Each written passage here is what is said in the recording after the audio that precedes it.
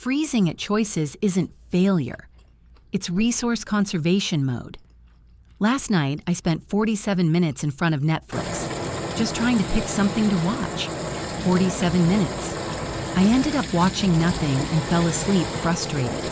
And when I woke up this morning, I thought the same thing I always do. Why am I so indecisive? Here's the thing though, I'm not actually indecisive, and neither are you. Does this sound familiar? Spending 20 minutes choosing what to eat for lunch, filling your online shopping cart, but never hitting checkout, putting off an important email reply for days. We call this decision paralysis, and we blame ourselves. Why am I so weak-willed? It's my personality. I need to be more decisive. But today, I want to tell you something completely different. Decision paralysis is not a personality flaw. It's not a lack of willpower. It's a warning signal from your brain's hardware. Just like a computer slows down when running too many programs, your brain is experiencing system overload. I'm a software engineer at a medical device company. I develop equipment that measures biological data, like blood glucose and ketones. So I see the body as a system. I try to interpret emotions, fatigue, even indecisiveness as data. And when I looked at decision paralysis through this lens, I discovered something fascinating. Let me give you a number. The average modern person makes 35,000 decisions per day. 35,000. From the moment you wake up and decide whether to hit snooze, to what to wear, what to eat, which route to take to work, whether to check that email now or later. Our grandparents' generation made about 500 decisions a day. That's a 70-fold increase. Your brain is like a computer's CPU. It has limited processing power, but we're running 70 times more programs simultaneously. Smartphone notifications, social media feeds, endless options. What happens when a computer gets overloaded? It slows down, starts lagging, and eventually freezes. Your brain does the same thing. In technical terms, this is called cognitive throttling. The system intentionally reduces processing speed to protect itself. So when you can't decide what to have for dinner, it's not because you lack willpower. Your brain is saying, hey, I'm out of computational resources. I need a break.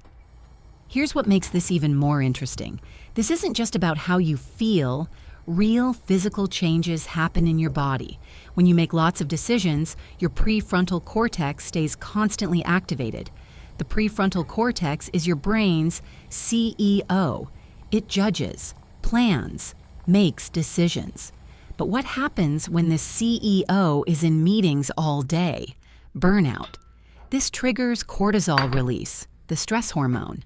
Occasional cortisol keeps us alert, but chronic release causes problems. Your sympathetic nervous system stays switched on.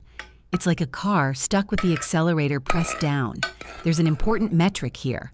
HRV, heart rate variability. It measures the tiny variations between heartbeats. Higher HRV means your autonomic nervous system is flexible. You can recover quickly from stress. But when decision fatigue accumulates, HRV drops. Your autonomic nervous system becomes rigid. Your resilience disappears.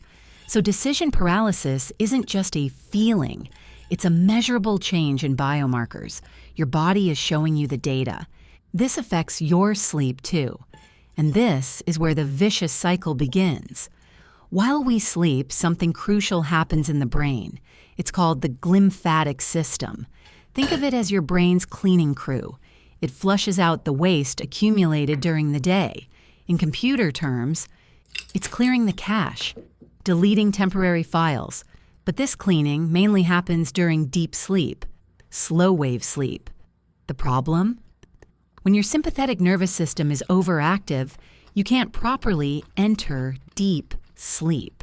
Your body is lying down, but your brain is still running. The result? You wake up feeling unrested. The cache didn't get cleared, and you start another day in that state. Another day of 35,000 decisions. By evening, you're completely crashed. I've experienced this so many times. After work, I'd want to do absolutely nothing. I wanted to eat healthy, but choosing what felt exhausting. I should exercise, but thinking about which workout drained me. I'd end up ordering delivery, eating in bed, watching YouTube until I fell asleep. Back then, I blamed my personality. Why am I so lazy? But that wasn't it.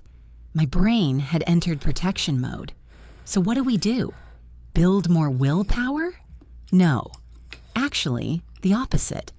We need to make it so we think less. I call this decision automation, creating rules for repetitive choices in advance, so your brain doesn't have to compute every time. Here's an example. I pre-plan my weeknight dinners. Monday is salad, Tuesday is keto kimbap, Wednesday is egg dishes, and so on. I don't have to think about what to eat, so I can use that energy elsewhere. Same with clothes. You know why Steve Jobs wore the same outfit every day? To save the computational resources he'd spend deciding what to wear each morning. I've set up 5 work outfits. This one on Monday, that one on Tuesday. No thinking required. The key is this: design so you don't have to think. Move conscious computation into unconscious routine.